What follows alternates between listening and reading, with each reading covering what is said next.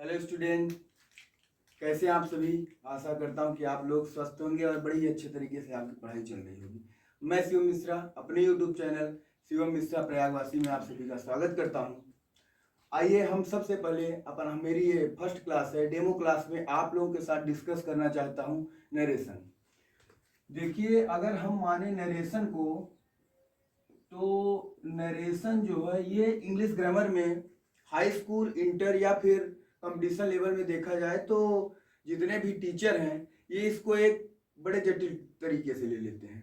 आइए हम बड़े ही सरल तरीके से आप सभी के साथ डिस्कस करना चाहेंगे इस नरेशन को। तो नरेशन को हिंदी में सबसे पहले हम लोग जान लेते हैं कि नरेशन को हिंदी में कहा जाता है कथन। अब कथन क्या होता है?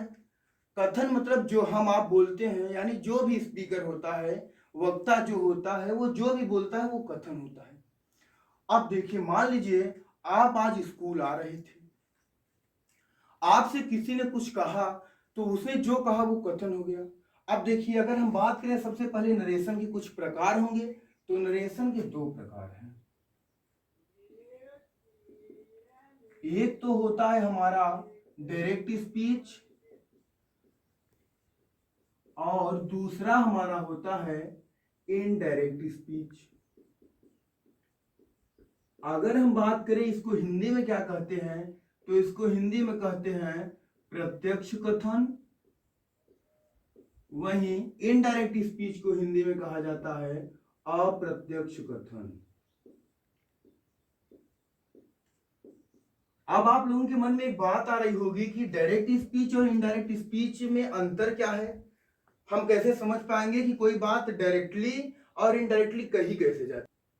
तो हम लोग देखेंगे कि डायरेक्ट स्पीच क्या होती है। मान लीजिए आज आप स्कूल आ रहे थे और स्कूल आते समय आपके दोस्त ने कहा आपसे कि आज मैं स्कूल नहीं जाऊंगा।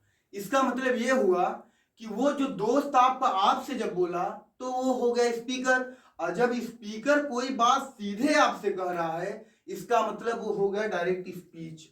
अब देखिए, अगर आप स्कूल में आए और आपके टीचर ने कहा कि वो बच्चा स्कूल क्यों नहीं आया है, या फिर आप अपने ही मन से, आपका दोस्त है, स्कूल में इंफॉर्मेशन देना चाहते हो उसके बारे में, और आपने कहा कि मेरा इस दोस्त, जो भी उसका नाम हो, अपने भाषा में उसको इंट्रोड्यूस करते हुए बता रहे हैं, तो ये बात हो गई इनडायरेक्ट स्पीच। यानी हम यह कह सकते हैं कि जब जो स्पीकर है उसकी बात को सीधे सीधे उसी के शब्दों में कह देना, या स्पीकर जो भी बात बोल रहा है वो हमारा डायरेक्ट स्पीच होता है, और जो सुना है, जो ऑडियंस है, जो सुना है उसको उसे वह अपनी भाषा में व्यक्त करे तो इनडायरेक्ट स्पीच होता है। देखिए, ये जो हमारा चेंजिंग है इसमें नरेशन के अंतर्गत हम लोग पढ़ते क्या है कि डायरेक्ट स्पीच को इनडायरेक्ट में हमको बदलना है। अब डायरेक्ट को इनडायरेक्ट में बदलने के लिए सबसे पहले डायरेक्ट स्पीच के कुछ पार्ट्स होते हैं, उसको हमें देखना होता है। अगर डायरेक्ट स्पीच के जो इंपॉर्टेंट पार्ट है अगर आप उसको नहीं जान पाएंगे तो डायरेक्ट से इनडायरेक्ट स्पीच बदलना आपके लिए बहुत मुश्किल होगा। तो आइए हम एक डायरेक्ट स्पीच लिखते हैं, उसके बाद उसके एक एक पार्ट का डिस्कस करते हैं, जिससे कि आप लोग काफी आसानी से समझ सकें कि डायरेक्ट से इनडायरेक्ट में बदला कैसे जाता है। देखिए, मान लीजिए हमने एक डायरेक्ट स्पीच का एक वाक्य लिखा है,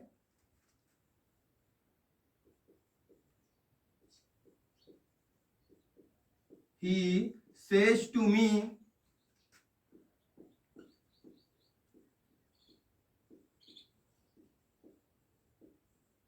he says to me I am very busy। अब देखिए, ये हमारा डायरेक्ट स्पीच लिखा हुआ है, इसके कुछ पार्ट्स को हम लोग डिस्कस करते हैं।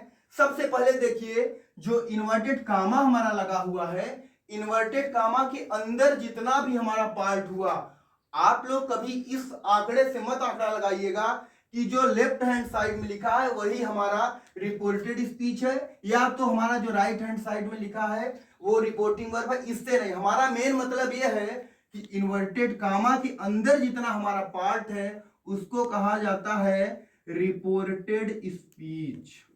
क्या कहा जाता है? Reported speech. अब देखिए, हमारा इन्वर्टेड कामा के अंदर एक पार्ट हो गया, एक पार्ट हमारा बचा हुआ है जो इन्वर्टेड कामा के बाहर है। अब जो इन्वर्टेड कामा के बाहर है बेसिकली उसको हम कह सकते हैं कि हमारा ये हो गया रिपोर्टिंग स्पीच।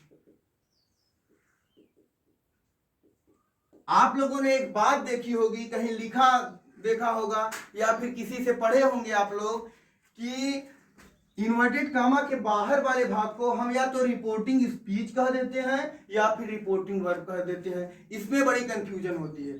तो मैं आपको ये बात आज क्लियर कर दूं कि इन्वर्टेड कामा के बाहर जो भाग होता है उसको एग्जैक्टली रिपोर्टिंग स्पीच कहा जाता है, जबकि रिपोर्टिंग वर्ब केवल उसको कहा जाता है जो रिपोर्टिंग स्पीच की वर्ब होती है।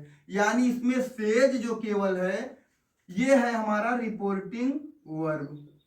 तो अब हम लोग समझ गए कि हमारे डायरेक्ट स्पीच के पार्ट में रिपोर्टेड स्पीच क्या होता है, रिपोर्टिंग स्पीच क्या होता है और रिपोर्टिंग वर्ब क्या होता है। अब देखिए